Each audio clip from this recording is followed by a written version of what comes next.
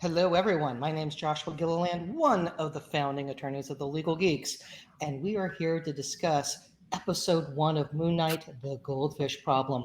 With me is Stephen Tolafield, Gabby Martin, and the newest legal geek, Ayo Shitsu. Did I say everything correctly? Yes, that works. I'll keep practicing. We are excited to have you here and loved your Doc Ock post that you did. And it is so nice to have another lawyer who loves Marvel and comic movies to join us for adventures.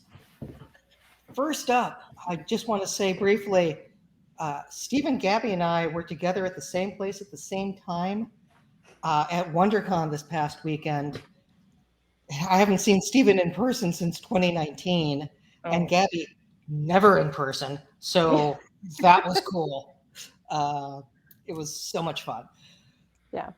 So jealous. We're no longer floating heads. It was great. I now know how tall everybody is. Like it's fantastic. Yeah. And you know that you're human at the bottom half of their body and not, Right. horses or Not like whatever Darth else. Maul spider situation or something. Or a minotaur. Yeah, it's Yeah. it's all good. So, quick reactions, and I'll start with Gabby, and we'll go around. One sentence description of what you thought of episode 1 of Moon Knight. I mean, Oscar Isaac's amazing. So that's all I gotta say. Stephen? I love that he's a Steven, but I feel very betrayed that he's a V Steven and put such a fine point on it. I did not suspect that kind of betrayal from Oscar Isaac. But great episode. Awesome. Ayo? Loved it. Wish that I could have more, and I guess soon we will. Yeah, we live in a blessed time when we get weekly Marvel shows. In a month we get Star Trek, and in a month and a half we get Kenobi. And I'm not sure what's the next Marvel show after this, but I am grateful. Miss Marvel. I'm excited about that. Have they said the date on Miss Marvel yet? I believe it's June.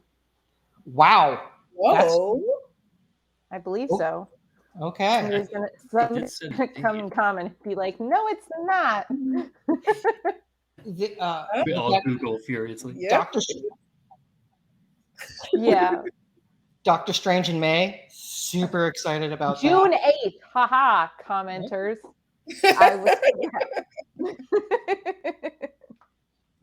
I know people were going to come for me if I didn't have the date right. So, well, I'm wearing my Moon Knight Heroes and Villains shirt because, one, they make good stuff, and Moon Knight is a cool character. One of my brother's favorite characters. So growing up in the 80s, he collected Moon Knight, and I read his comics. We had a division of labor. I read Thor, and he read my comics.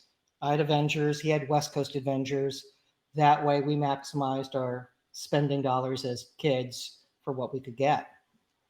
But let's jump into the legal issues with this. And we'll start with the employment, because Stephen with a V works at a museum, and we get comments by his boss that could be interpreted as demeaning. Mm-hmm. And it can raise some employment issues, I think, in the United States. Gabby, you took the first swing at the outline. Why don't you take some of the first issues that jumped out to you about the employment issues in this? Well, I think, and this is kind of tangential to the employment. And again, I think it's important to note that this is taking place, like you mentioned, in the UK. We're applying an American framework to it because we are American lawyers and not barristers. So hopefully, we have colleagues on across the pond that can, provide insight onto the UK laws. But the biggest thing is, obviously there's some situations with, the comments that the boss makes and what have you. But I think the biggest thing is that he is disabled. right? He has dissociative identity disorder, and it significantly impacts his life, which is one of the main requirements for getting protections under the ADA. Which it's important to note there is an Equality Act, which equivalent in the UK, but for purposes here, he would be protected by the ADA.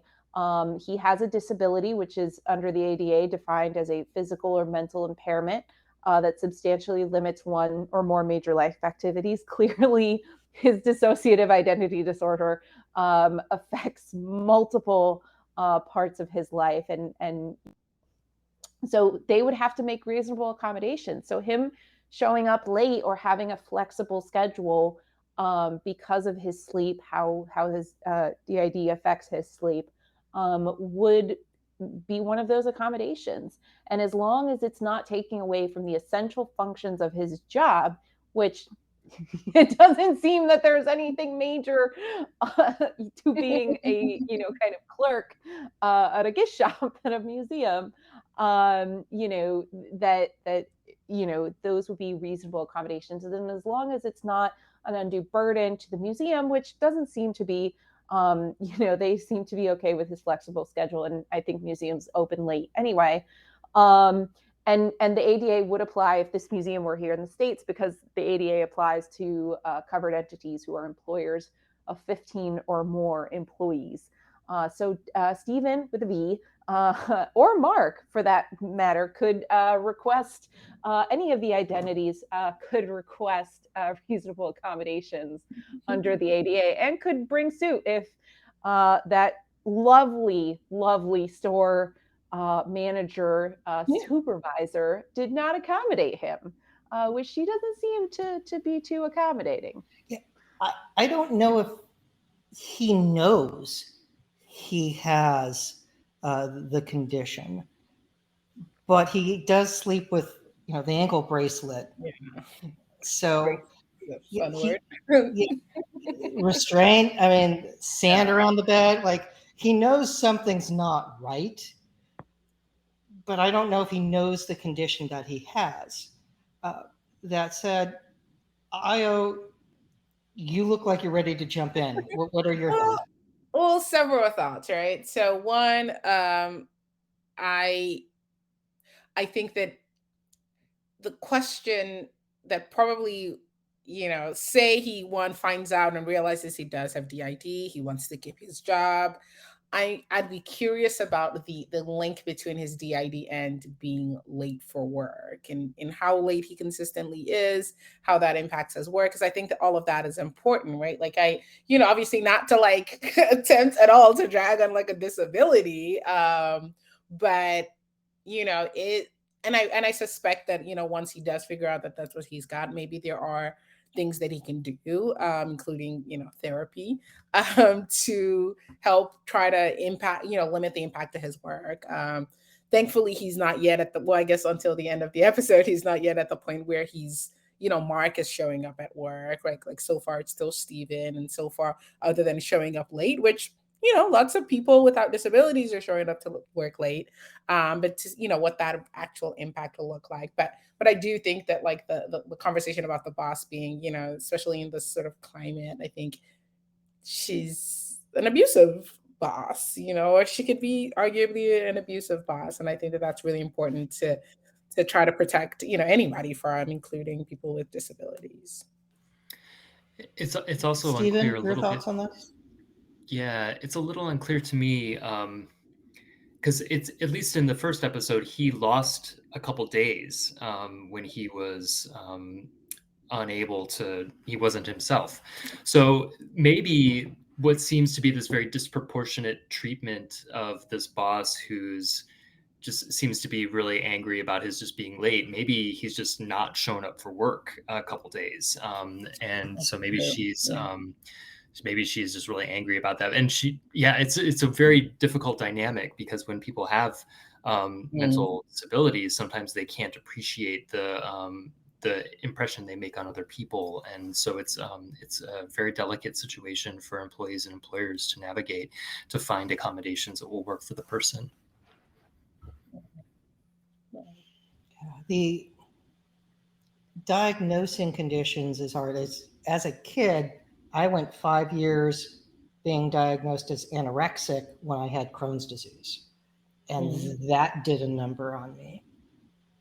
For mental health, not getting diagnosed and not getting the help that somebody needs could, devastating.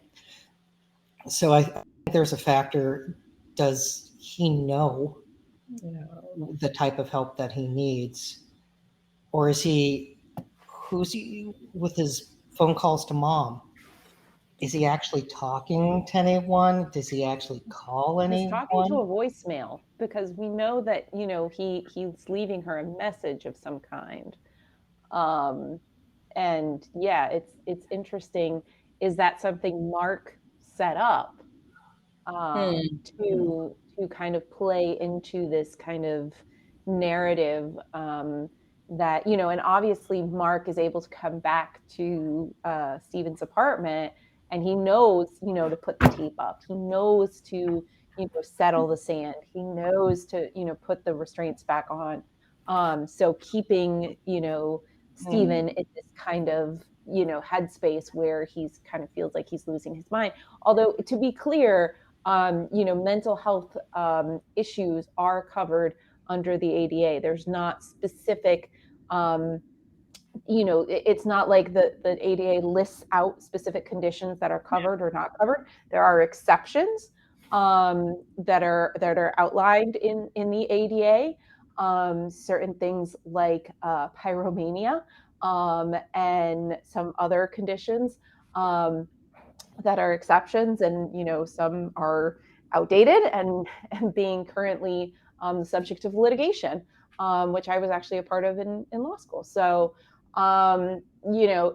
it's very much, it's not enumerated, and so mental health conditions are covered by the ADA. So if you have those, you can request reasonable accommodations.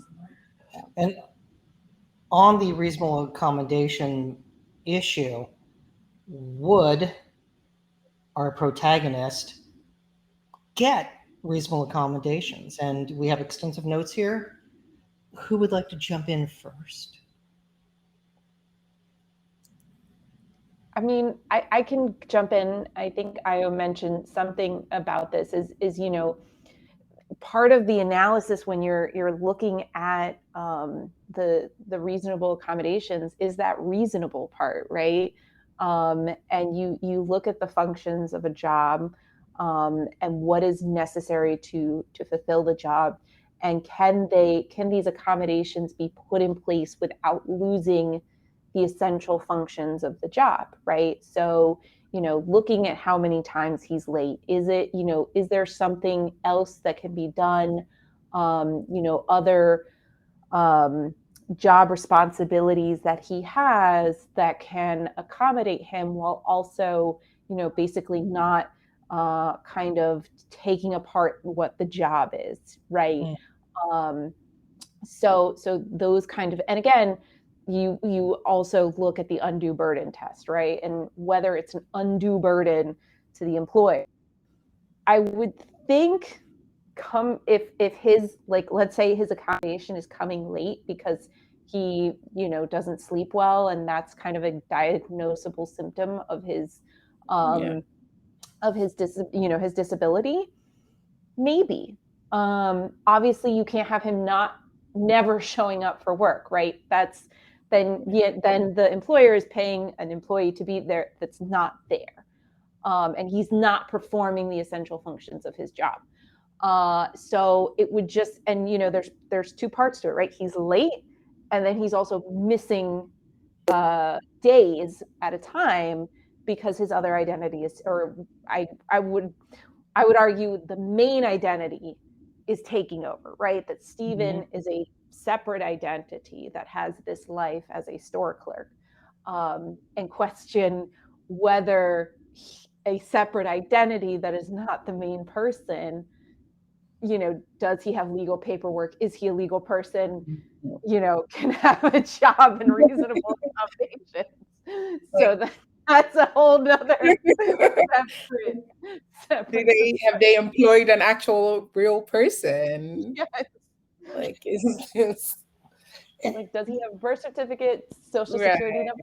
But then again, we know that Mark is a mercenary, right? Obviously, we haven't gotten to this in Mm. the show yet, but we know from the comics that he's a mercenary. He could have forged papers for Steven to have this whole life, and to keep, for whatever reason that this fits into Mark's other plans, and having this kind of secret identity. Mm. We've seen versions of this in other shows, like a Supergirl with Hank Henshaw being the Martian Manhunter, except he assumes somebody else's identity, making a false impersonation issue. This is very different because if Mark the Mercenary made a fictional person based upon another personality that Mark has, known as Steven, that thinks he's British and thus went through all the steps to create a false identity, raises really weird issues because Steven seems to be a defined personality that you feel for, who has a life for himself. And it's very complicated legally because you can't just go get a job. Like it's not 1820. Like and paperwork is just different. Yeah. There's birth certificates, their ID, all those things that would have to be manufactured in order for Stephen to exist so he could have a job and have a lease and a bank account and all the things that you need in order to live. It's I'm sure we're going to find out, but it's legally weird to jump into this. Yeah, it seems like Any some. Oh, go ahead. Go ahead. No, you first. You first. Oh, this all just hit me that Stephen and Mark may be illegal immigrants in the UK. Oh my. Like, oh no. They Yeah. cannot legally work, despite also not legally existing, maybe. Yeah, he might have some documentation issues in addition to his accommodation issues. Yeah. He's been. I think Layla said he had been he had been gone for 3 months, right? As a U.S. citizen, I Right. don't think you can work in the U.K. without proper documentation, but you certainly can't be in the U.K. more than 3 months. Unless he's traveling in and out, I guess, and doing visa runs. But anyway, that's something I hadn't thought about until now. Yeah, I Oh wonder my how he word. got to Good like the catch. Alps. Yeah, like how did he get on a plane? Unless it was like some sort of private conveyance to get him over to the Alps, right? Yeah, the international travel without ID is rather difficult. So Yeah. good times. Anything else on the ADA and employment issues? I guess I was just really interested if because I teach LLM students at UC Hastings, international LLMs, and they are always so mortified that the United States has so few protections for employees. And I teach a project that involves kind of wrongful discharge in violation of public policy and how difficult it is to establish constructive discharge when an employer treats you bad. And the fact pattern is, sort of the employer is saying all these really terrible things to the employee, and the employee feels like they have to quit. And the question is whether that's a constructive discharge. And in their home countries, almost invariably, they're like, the employer has no right to do this. And so I took this opportunity to look it up a little bit. In the UK, it turns out that there's a distinction between employees and workers sort of have limited rights because they're just sort of like day laborers. They just show up to a job and they have the right to reject or accept whatever employment is offered to them, whereas employees are sort of more what we think of as people who go to jobs where the employer has some control over them. And the essence of the relationship is contractual in nature. You get these benefits for doing these things, and because it's a contract, there are implied terms, like the implied term of trust and confidence, which is a contractual obligation for the employer and the employee to not behave in ways that undermines the trust and confidence in each other. So that captures that idea that in other countries other than in the United States, employers and employees have these contractual obligations to treat each other well. And I found some things, examples of things. Oh, go ahead, Ayu. Oh, okay. Sorry. Some of the things that that employers can do to breach this implied term is like making unfounded negative comments about the employee, unjustified criticism or continual criticism, making it impossible for the person to do their job. So all these things that we just think of in our country as employers just being jerks and you just kind of having no recourse, but this would violate a contract and might entitle the employee to kind of repudiate the contract and get out of it. It's so interesting. So I don't know if, without knowing more about the cases, I don't know if Stevens with a V's boss is violating this contractual term, but it certainly seems like it's towing the line. The issue of employee rights, I think, will continue to grow in the United States. For those who enjoy John Oliver, the issue of truckers and how truckers are treated and being misclassified as independent contractors is something that's happened in many businesses. And it started after the Affordable Care Act, where businesses said, we don't want to do that, so we're just going to have independent contractors now. And you get big companies in Silicon Valley that people look like employees, but instead they work through a third party that the giant corporation also owns and says they're independent contractors. That can't be sustainable long term, because you can't just do that to thousands of people. So again, I think change will come. I don't think we'll get more European, but I do believe things will get better, because you can't treat human beings cruelly and just make them pay for a semi-truck. It's a lot of horrible things. That said, let's pivot on to what churches can't do and when your religion looks more like a cult. And that's the issue of just killing someone in a public square for something she might do in the future.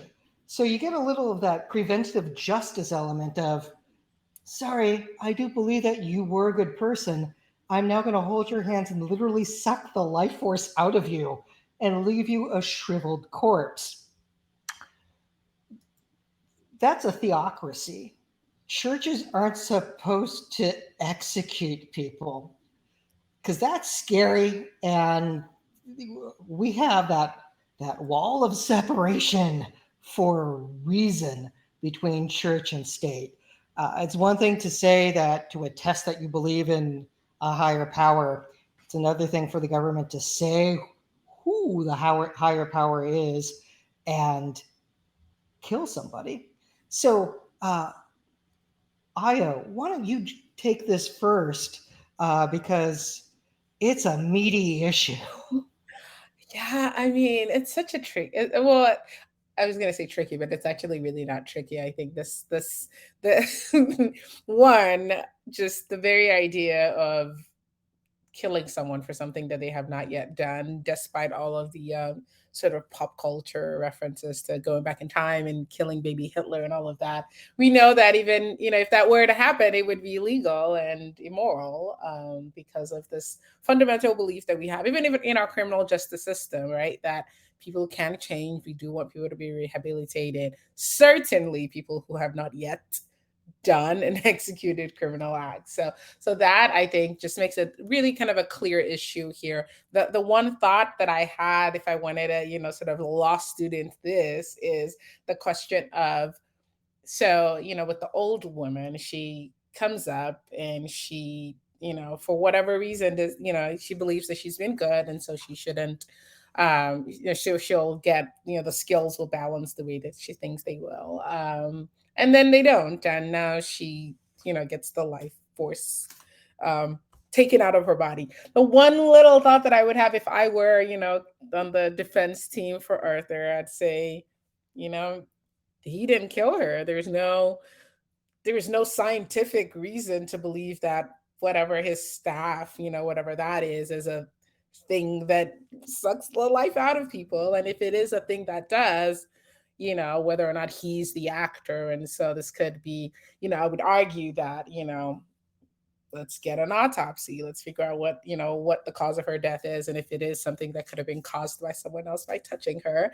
That would be like it's like, once, if he were not to be the one responsible, then you could, maybe make a different argument about coercion and, this, because this setup, I mean, say something else caused her death, the setup is, because it seemed to me like the guy before going and the skills balancing in his favor sort of gave her, she's like, I'll go. Like, I too want to be deemed as good. I suspect that there's something about that community that, once you are deemed good, maybe that reflects positively on you and your experience. And so maybe there is something coercive about that. And that, might cause the group to be deemed a cult. But, I would want to belabor the argument there, just to play devil's advocate a little bit, or annoying law student, if I will, and say that, like, who killed her? We don't know. So That, before yeah. before Gabby jumps in, there's with that kill baby Hitler hypo, no one ever answers, why not make sure baby Hitler goes to art school and gets treated for all the physical ailments that baby Hitler has and lives a better life, as opposed to we're just going to reject the idea of atonement and take the position that, hey, if you continue on your current path, you're going to do something horrible. So you need to change your conduct. Yeah. That's absent with Arthur's courtyard execution. And with that, Gabby, you look ready to go. Take it away. Yeah, I mean, because you kind of have a classic cult here, right? Like from the time, Stephen / Mark shows up, and he sees these people, kind of fawning over Arthur, and, worshiping him, almost mindlessly, brainlessly. And the fact is that, if Arthur wasn't killing people, cults are protected under the First Amendment. Again, applying U.S. law here. But, you can really, the federal government doesn't intervene, even if you consider it, quote unquote, brainwashing. You think of kind of religions or, groups of thought that people consider out there, like, Scientology. Apparently, I learned in law school there is a group, and maybe I sound dumb, but like Pastafarians, who wear colanders on their head. I know there's at least a Wikipedia page for it, so maybe the internet is trolling me, but um, so I know that, those kind of lead to questions, but as long as you're really not doing anything illegal, not engaging in any illegal activity, federal government leaves you alone under the very expansive protections of the First Amendment, right? It's when you get into that illegal activity that the federal government says to say, oh, no, not so fast. You can't really use the First Amendment as a shield, right? We see there was an organized religion in Florida, of course, that, tried to claim that smoking, I don't of illegal substance, was a core tenet of their religion. And the federal government said, yeah, no, we're not buying that. and shut it down really quick. Same with cults, right? The Manson children, and the cults in Waco, and these different things. It's when they get into illegal activity that then they become to get into that they cross the line into kind of an organized crime situation. And obviously there are statutes, there's the RICO statute, and other laws that would apply. But again, it's the illegal activity that's being targeted, not necessarily the belief system. So yeah, several groups of faith have been, or cults have been deemed into recognized criminal organization by groups like the FBI, and especially since this group seems to cross borders, there's such a thing as transnational organized crime. So they would be prosecuted by both the international organizations and also the FBI, which has its own division for transnational organized crime. Stephen, The more you know. Stephen, with a PH, you want to jump in? This all sounds right to me. Just to observe that, there is other statutory law that protects religious organizations, like the Religious Freedom and Restoration Act of 1993, which prohibits the government from burdening the practice of religious exercise. But of course, as Gabby talked about, the practice of religious exercise only gets you so far before the government can start to take action to restrict your religious freedoms, I guess, if that's how you're characterizing it. But yeah, the United States is very conscious of making sure that the government stays out of religion as much as it can. I want to point to two posts that I've done in the past that are on topic for this. One is about the 1932, The Mummy, and laws of general applicability apply to everyone. So you can't say, well, it's my religion to execute an old woman in the street. That's still murder. Now, the Mummy was, I want to execute this woman who I think is my reincarnated dead girlfriend. And in order to do so, I'm going to trespass, light the mummy corpse on fire, and then sacrifice this individual. All bad, all wrong. And some of the Jessica Jones posts that we did about mind control with the Purple Man, I actually pulled some of the Hare Krishna cases where people were being prosecuted and there were allegations of people being brainwashed. And those are interesting because the court rejected the brainwashing idea. And just the case is People v. Murphy. It is 413 NYS 2nd 540, New York Supreme Court, 1977. And it's also important to remember that the way that New York courts are organized are different than many other states. But the Hare Krishnas could not be prosecuted for unlawfully imprisoning two members through brainwashing, mind control, or manipulation of mental process because there was no evidence of fraud, deception, intimidation, or restraint, physical or otherwise. And the court went on to state the concept of mind control or brainwashing is not a crime in and of itself. That the fact that indoctrination and constant chanting may be used as a defense mechanism to ward off what another person is saying or doing is devastating, and is equally devastating when used as a technique for brainwashing or mind control. It may even destroy healthy brain cells. It may also cause an inability to think, to be reasonable or logical. However, this does not constitute a crime. Neither brainwashing nor mind control per se is a crime. It cannot be used as a basis for making out the elements of the crimes charged therein. I would say there's an intimidation factor taking place in the Alps when you see an old woman shrivel up and die. That carries a fair amount of intimidation of it could be me next. So I don't want to get judged. Gabby, take it away. Also, the fact whole a militia just casually walking around this beautiful Swiss town with heavy artillery. Definitely intimidation. Definitely. Just casually, his army, his henchmen.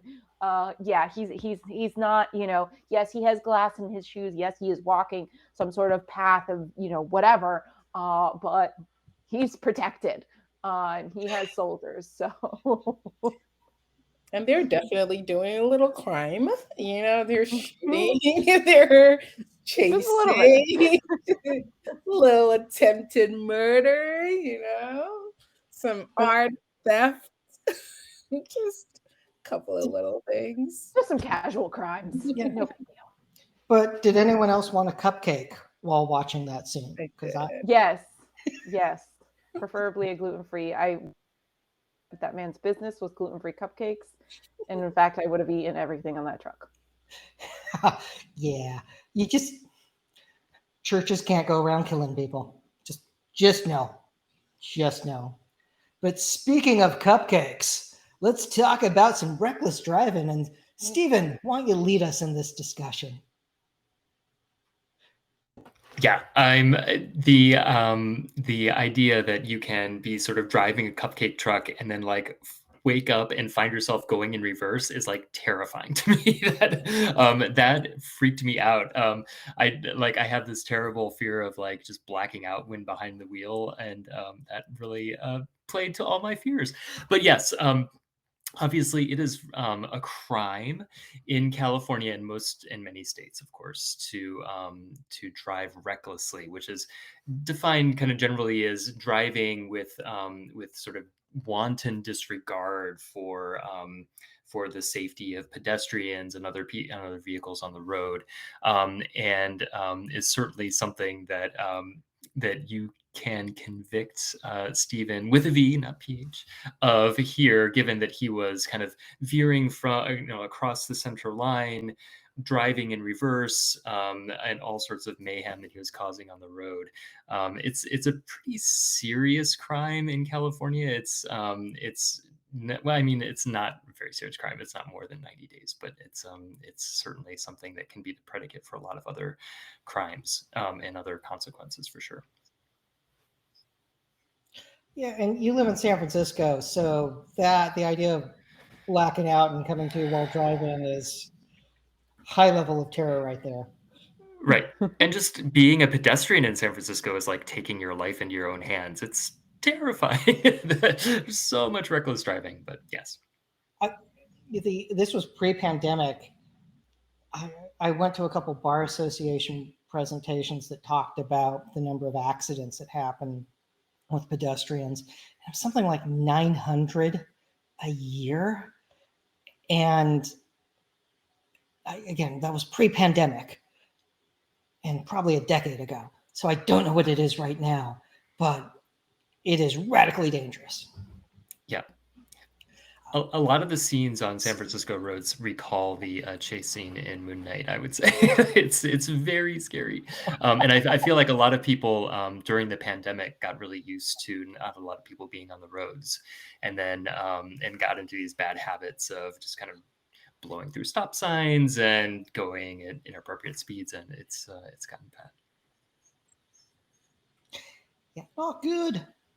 But that brings up another little issue, and that's stealing artifacts. Now, we don't know if the artifact that Steve or Mark took from the Alps, there are issues with that. But Io, would you like to jump in on the artifacts at issue? Yeah, I could talk about that. I don't recall exactly what, I don't remember what it was called, but the item that he was holding very tightly to and wouldn't let go did look like an artifact. And Scarab, maybe? yes, Scarab, yeah. yeah, that sounds like it. I can't repeat that word. So. But yeah, and just assuming a couple of things. Let's assume that it, and I guess we'll find out later where exactly it's from, that it fits into the museum where he works and sort of that Egyptian history. So certainly, yeah. So, according to the National Stolen Property Act, it's illegal to transport stolen artifacts across state lines. But only covers items worth more than $5,000. We can assume this is at least worth human life to Arthur and to Mark, at least based on his fierce protection of this item. So this probably is on the open market worth more than $5,000. And so this, it's not clear yet who the initial, who the first thief is of this artifact. Let's assume the cult stole it and Mark is maybe stealing it back. Or, he is a mercenary. So maybe this is all really just a business transaction where he's got to recover it for the owner. But nonetheless, someone's stolen this artifact, or maybe multiple people have stolen it, and so it's certainly illegal. And not sure what I mean, I guess just the baseline stealing anything over $5,000. I think that is some sort of felony, at least here in Texas. So I don't know what the Stolen Property Act and the Hague Convention says, like about a possible conviction for it, but certainly against the law. And Stephen, Mark, Arthur, all of y'all are gonna have to deal with the consequences of that. But, yeah. So, Gabby, do you want to jump in on the Hague connection? Yeah, and we talk about this a lot, right, in Star Wars conversations, but you have a lot of these international law frameworks, but a lot of them, and this is a point of discussion in an international law, is they only apply to times of armed conflict, right? So the Hague Convention, the 1954 Hague Convention, prevents theft and destruction of cultural property during times of armed conflict. Obviously, there are some groups who don't abide by the Hague Convention, and it would be considered a war crime, to destroy cultural property, sacred sites, UNESCO World Heritage Sites, et cetera, et cetera, et cetera. But this is a time of peacetime, right? Like theoretically, there's no declared armed conflict, right? Mark is not a combatant. Arthur is, a citizen. They're both, non-combatant citizens. And this is a time of peace.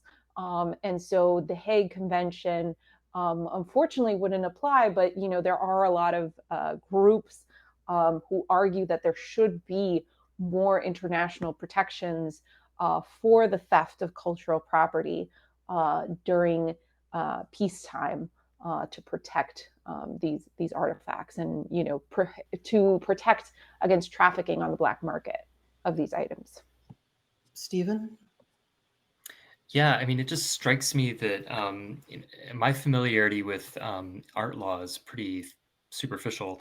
My understanding is that there's a lot of regulation in the United States when it comes to Native American cultural artifacts and restoring those to owners, and prohibiting the sale of them. And ICE does do some customs enforcement does some enforcement and some investigation of transnational cultural movements, but our movement of cultural items. But yeah, it's, as Gabby said, it's just kind of an international law thing, which is kind of difficult to pin down. And I'd be interested to know a little bit more about how maybe international coalitions of museums and curators and how they kind of work together to, or not, I guess, to repatriate cultural artifacts and art that's been stolen. I know that there's a lot of movement in the United States, kind of in the latter half of the 20th century, that kind of extended statutes of limitation for like theft if the object was, for example, artwork that was looted during World War II by the Nazis during.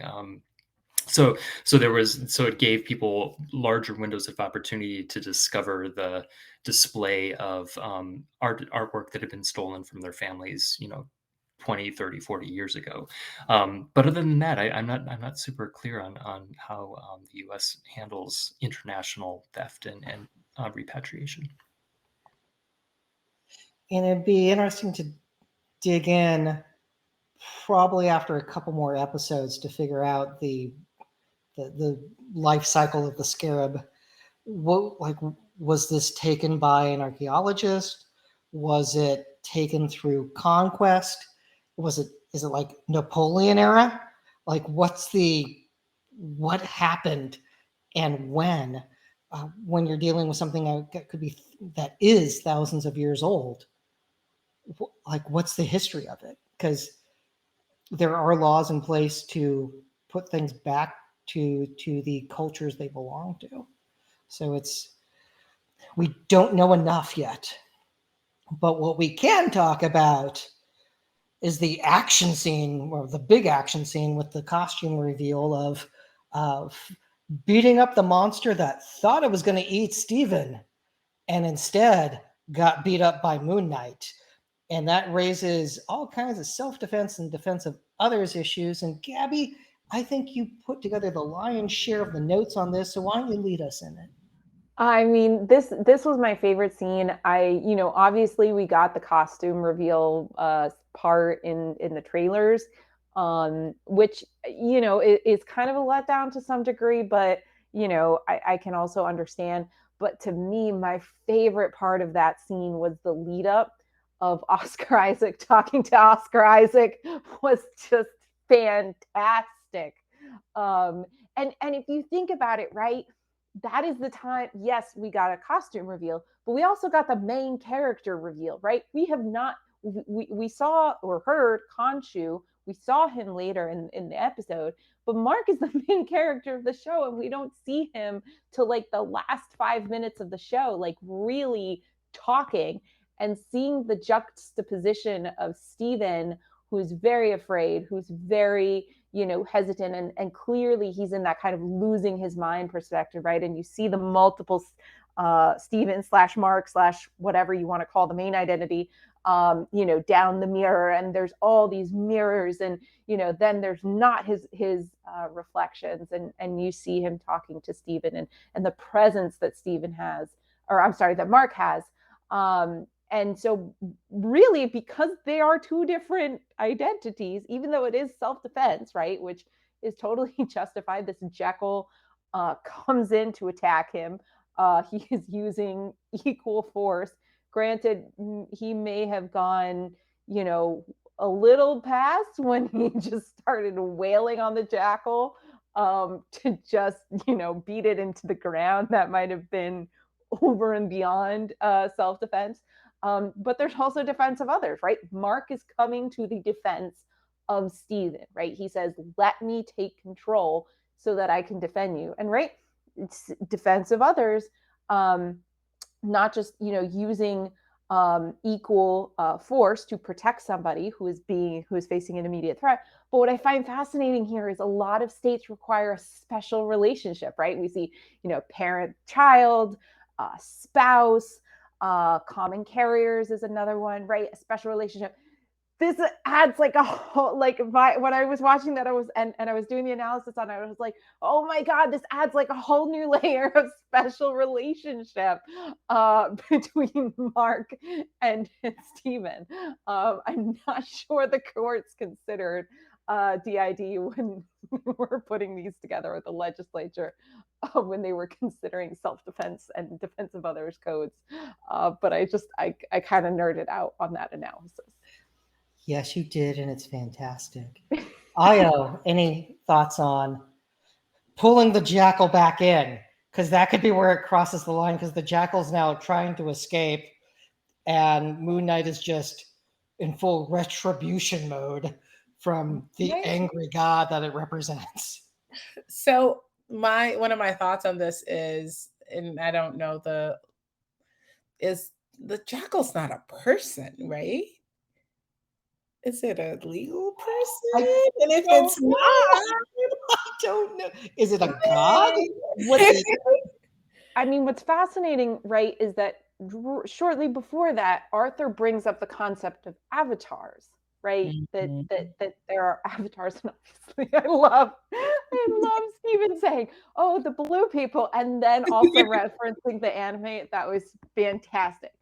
But the fact that it could be a god, which is kind of human, which if we're talking about, kind of like eternal slash like, Loki and Thor, and we're kind of using this Marvel mythology, uh, is a person that may be inhabiting. Is a jackal an avatar? Is a jackal not an avatar? Because if you think about it, Amet, the god that theoretically Arthur is the avatar of, I don't know, is a head of a, I know, has the body of a lion, the back of a hippo, and the face of a gator, crocodile. Sorry. So not right, because Egyptian gods are not theoretically people in like the Norse type of mythology, like humanoid necessarily. So, but they still have souls. So is it? I'll shut up in my mental analysis. I love it. I love it. Yeah, my thoughts are, if it's not a person, then I don't. You can probably do a little bit more to stop them, right? So that would be my big argument there. And then I would say, even if you have multiple personalities, you can. It's defensive self, and so I think that makes it a little bit, that makes it a little bit neater to say, this non-human thing is attacking me, a different version of me, but it's still me, and so I therefore can do what it takes to stop it permanently. So I'm with Stephen Mark on that. I did want to say earlier, this is just kind of a funny point. I wonder if there are marks with K's out there who are upset that this mark, I think, is spelled with a C, at least in my subtitles. So Stephen with the P, you're not alone. Yeah.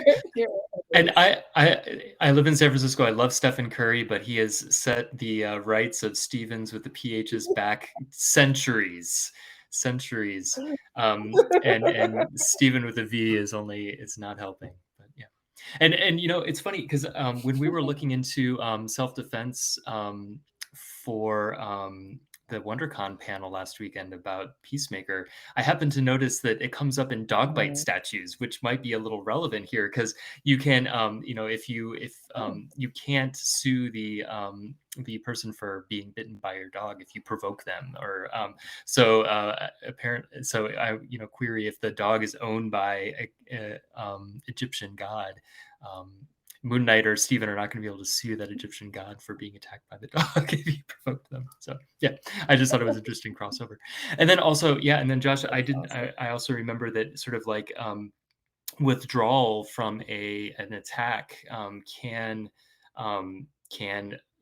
be can undermine the claim of self-defense, because then if the aggressor has withdrawn and stopped the crime, then you're not justified in then just sort of going after them and trying to punch their face in because they attacked you.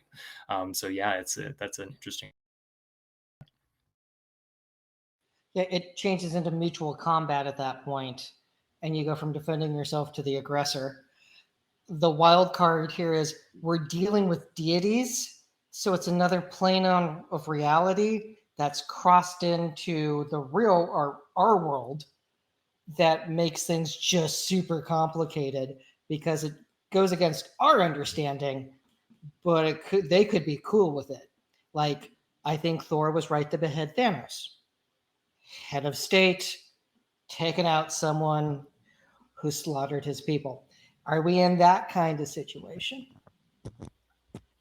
So with that, I have another thought on the fight scene.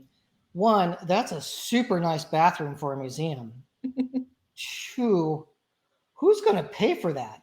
Because when the crew shows up in the morning and they see that it looked like a wild animal was slaughtered in the men's room, like, what's the insurance claim look like? Is Steven still Hopefully they have good insurance. Yeah. Yeah, and again, this is a world that has had alien invasions and half the population disappear then reappear. So this just might be Tuesday to them. So they might be used to weird by now. And there could be enhanced insurance policies because of this. But I it's think we weird. mentioned, Josh, when we did the Hawkeye podcast, the fact that likely, and I believe it was actually the first Hawkeye podcast episode we did, that insurance companies in the Marvel universe would have likely developed policies in response to the Chitauri invasion to accommodate, right? Like, you would have to buy a separate like Avengers a policy or something to cover these kind of crazy superhero, super villain damages outside of your normal, policy. That's how insurance works. That's how they develop. It's to, spread out risk, and so that people aren't paying through the roof for things. But likely there will be a clause in your homeowner's insurance policy or your general liability policy if you were a business, the museum, that you would have to pay extra.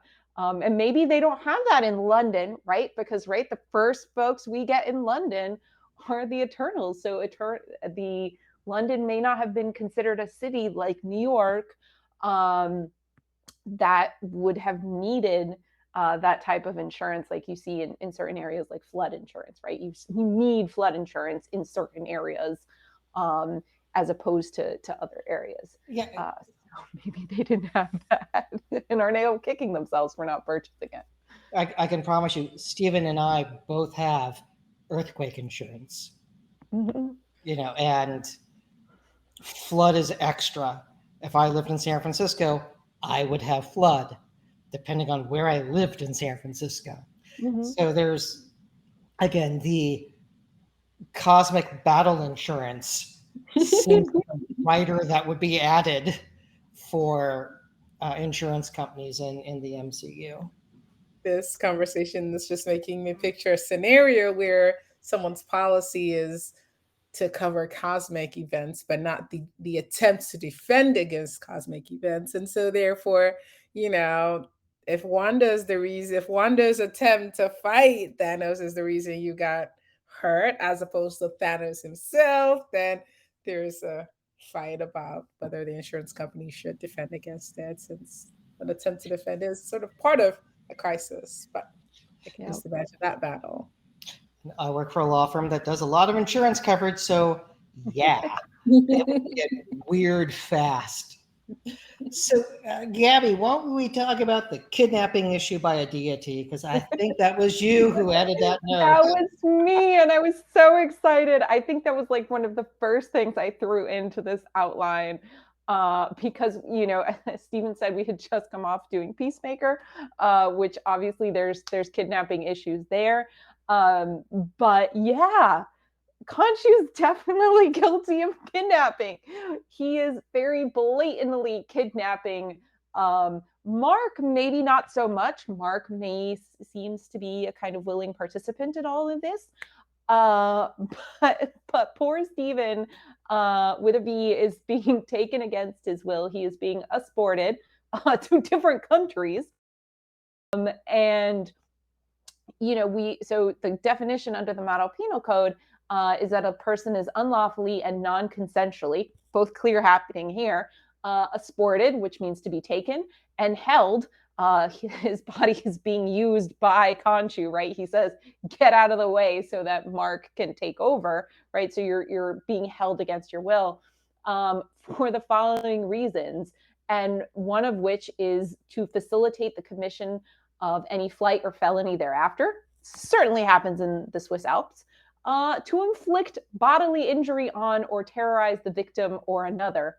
Also clearly happening when he blacks out and wakes up with a bloody hand that has the scarab in it. Maybe to interfere with the performance of any governmental or political function, depending on how we categorize Arthur and his cult in his little town there in the Swiss Alps. But certainly, Khonshu's definitely guilty of kidnapping. seeking recourse and redress might be a little difficult with the deity, but And stranger he things. was mean. And he was so mean to him. Every time he called him an idiot, I thought, come on. That's just being Or excessive fool. and He's like, mean. oh, the fool. It's the The fool. worm. The worm is in charge now. It's so Oh, mean. it was so mean. Any other legal topics before we cross into just nerding out about how fun this is? I gotta say, Oscar Isaac's range in this is phenomenal. The missed date scene and the vegan deciding to order a steak and not knowing how to order it was just this like multiple gut punches. You felt so bad and so hurt for him the entire time, and he doesn't know what happened. It's just brutal. And I thought it was just so well done. Pardon me. Uh, Stephen, your thoughts. Um, well, I'll just have to say that I am. I don't think I'm going out on a limb and expecting that that Kit Harington's character from the Eternals is going to show up at some point soon. And I'm just giving advance notice that when Kit Harington and Oscar Isaac are together on screen, I will fully plots, and you'll just like cut to me, and it'll just be like this plaid shirt kind of collapsed. I'll just have exploded.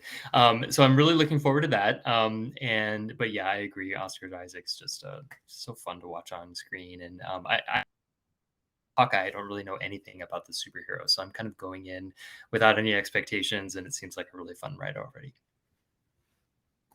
Awesome. Gabby? What I find fascinating, and we really didn't see. I mean, we saw this somewhat um, with Hawkeye, and a little bit. I think Falcon and the Winter Soldier tried to kind of get into the waters of PTSD. But I think you saw it with WandaVision as far as the stages of grief. You saw it with Loki as far as kind of coming into one's own and accepting oneself and the dark side of oneself. Um, but I think really what is fascinating to me is you are seeing a descent into madness, which is super cool if you think about it, that this is leading up to multiverse of madness and that this is a descent into madness. Not only is this kind of the most gruesome we've seen the MCU, not considering the Netflix show, which are now Disney Plus shows, canon. But just the fact that we feel as unsettled as Steven does, right?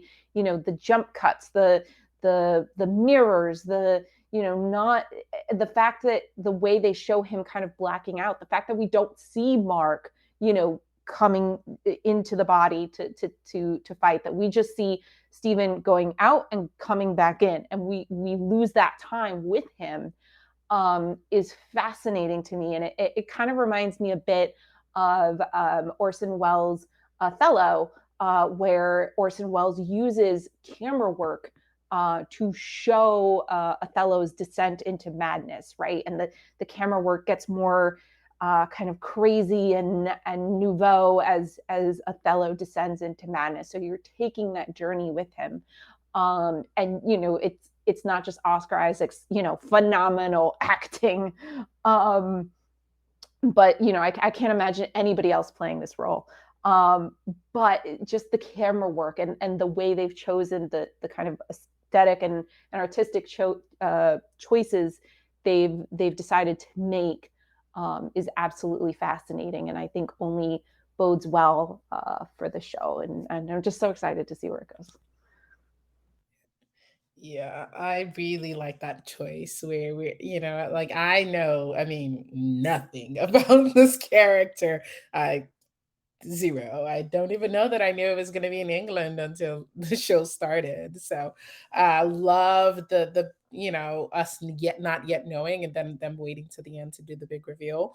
The other little thing that is fascinating to me so far is this mom. Like, I was just rewatching it, and there's a postcard from mom. Because my first watch, I'd missed that, right? I thought he's imagining and making up this character, like, and he's making up a mom character in a voicemail for, but also lying to, because he's telling how great the date went that didn't happen. I just thought, I was like, oh, that's weird. But then in the first, rewatch, he's got a postcard from her that he puts on the fish tank, and I thought, okay, who's sending him a postcard? Oh, we got ideas. I want to hear. But we never see the back of the postcard, right? So maybe he's. And they make a point, and I can't take credit for this. I saw it in one of the many breakdowns that I watch, but they make a point to show the rack of postcards at the museum.